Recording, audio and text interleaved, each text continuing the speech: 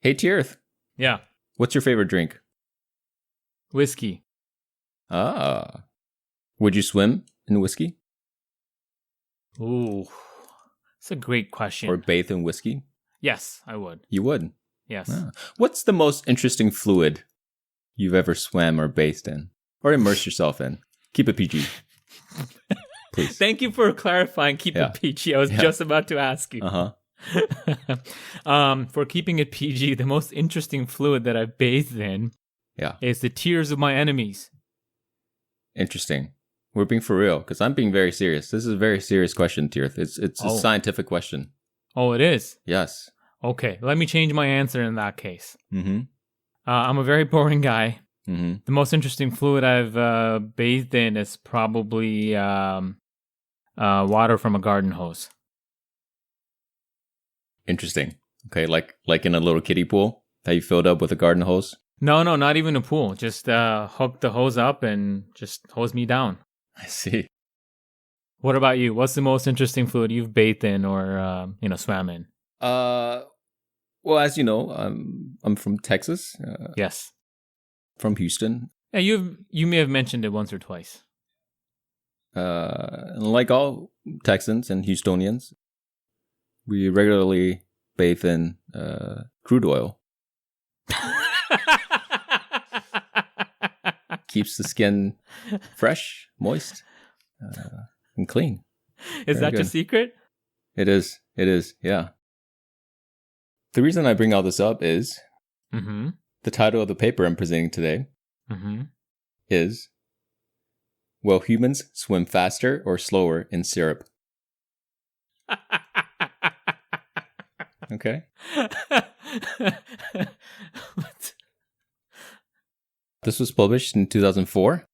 Okay. In the journal Fluid Mechanics and Transport Phenomena, which is a very, very good journal. One of the best. And I think the title of the article speaks for itself. Yeah. But what's interesting is this article has a foreword written by the editors of the journal that I will just read to you right now. Yeah, go ahead. The foreword says, the scientific and engineering principles that underlie chemical engineering can also be used to understand a wide variety of other phenomena, including in areas not thought of as being central to our profession. As such applications might be of interest to our readers, we will consider brief submissions for publication in this category as R&D notes. These submissions will undergo review, and novelty will be an important factor in reaching an editorial decision.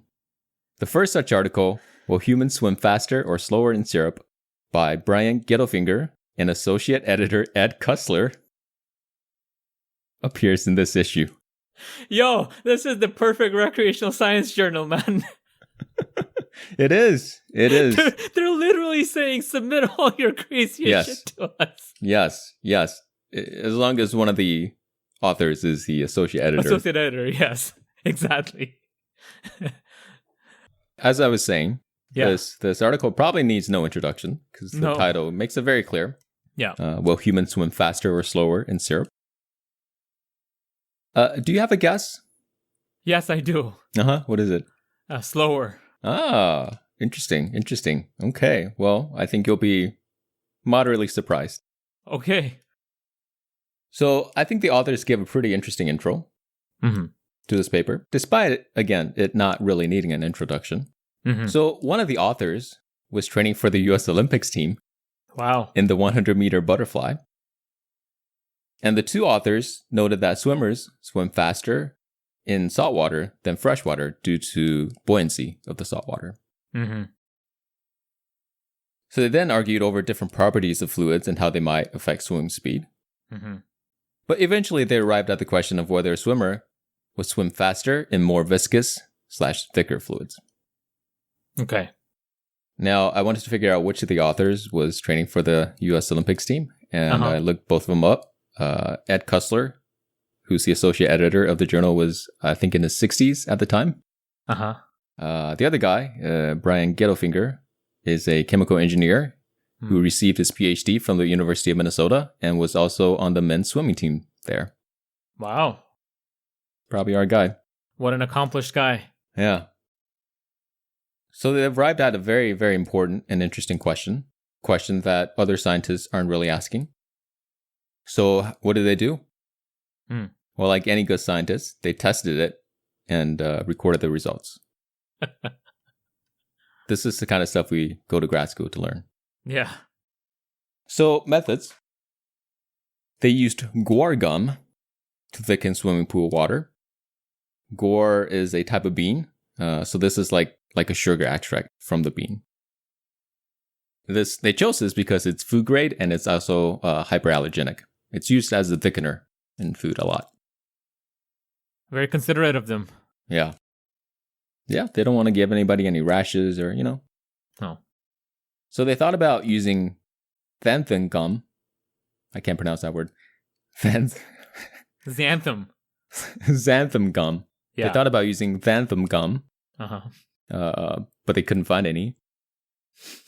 What? They also considered using corn syrup. But they thought it might cause a strain on the city's sewer system. They really are very considerate. They are very considerate. So they chose guar gum. Oh, okay. All right. Here are the actual methods. Listen very carefully because this is all key to the experiment. Yeah. They poured 310 kilograms of guar into a garbage can. The dimensions of the garbage can are 0.15 meters cubed. Okay. And they stirred the mixture with a 1 kilowatt motor while pumping in pool water at a rate of 0.01 meters cubed per second until they filled up the garbage can. Okay. And then they poured this mixture into a swimming pool, the dimensions of which is 650 meters cubed. I don't understand any of these numbers. They then stirred the mixture inside the pool for 36 hours with 3 submersible pumps, each moving at a speed of at least 0.05 meters cubed per second. Very rigorous stuff. Yeah. Any criticism so far about their methods? Yeah, just one. I wish they quoted these numbers in the imperial system also, or whatever Americans use. No, please, Tirth. In science, we stick with the metric, okay? Okay, if you say so, man. So the resulting solution they generated had a viscosity of 1.92 plus or minus 0.05 times 10 to the negative 3 Pascal seconds. Okay. So the viscosity is about twice that of water. Okay. That's helpful. Twice that of normal swimming pool water. Okay. And then they asked 10 competitive swimmers and 6 recreational swimmers. That's us, man. To swim 25 yards in water. 50 yards in guar solution, and then 25 yards again in water. Okay. There's the imperial system that you wanted. Yes. Love it. Yes. I can actually understand these numbers. Okay. So just sum up, they had a normal swimming pool with normal swimming pool water with, your chlorine and urine and everything else that's normally found in swimming pool water. And then another pool that's filled with this guar gum mixture, this syrupy mixture full of these like bean sugar. Mm-hmm. Hey, question. Is this bean sugar edible? It is. Absolutely. Okay. Food grade. Okay. Remember? It's used as a food thickener. That's right. That's right. Yes. Very thoughtful of them. If they get hungry, they can eat. Exactly. Fuel up. Yeah. So after all of this work, what did they find? Your guess is that Slower in guar. That's right. They actually found that there was no difference in swimming speed. Wait, between the professionals and the recreationals? For all 16 swimmers, there was no difference. Wow. Between regular water and guar gum. Wow. That's crazy. So their conclusion is that because human flow or human swimming is more turbulent and less like laminar flow, that the viscosity of the swimming pool doesn't really affect them that much. Because it's so inefficient to begin with. Not inefficient. Like, for instance, microorganisms, when they swim, they're more laminar, right? Yeah. They're directly affected by the viscosity of the water, like the drag. Yeah. But when you're human, you're like splashing around with your arms and legs and kicking, right? Yeah. So it's you can more or less swim in like a ball pit.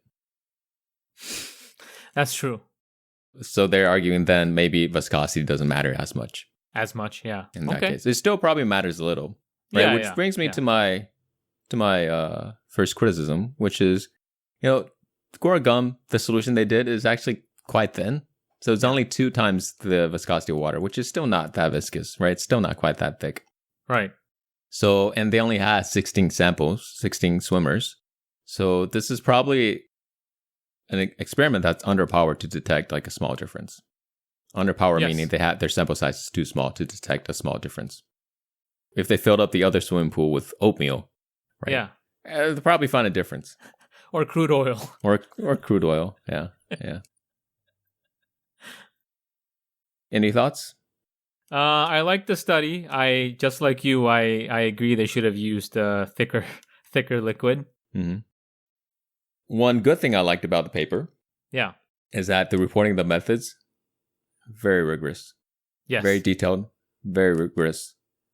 If you were to reproduce this study, you will have no problem reproducing exactly what they did. Right. Very high on the reproducibility scale. Agreed. So in my opinion, great science. Yes. Good study. Agreed on both counts. Wonderful.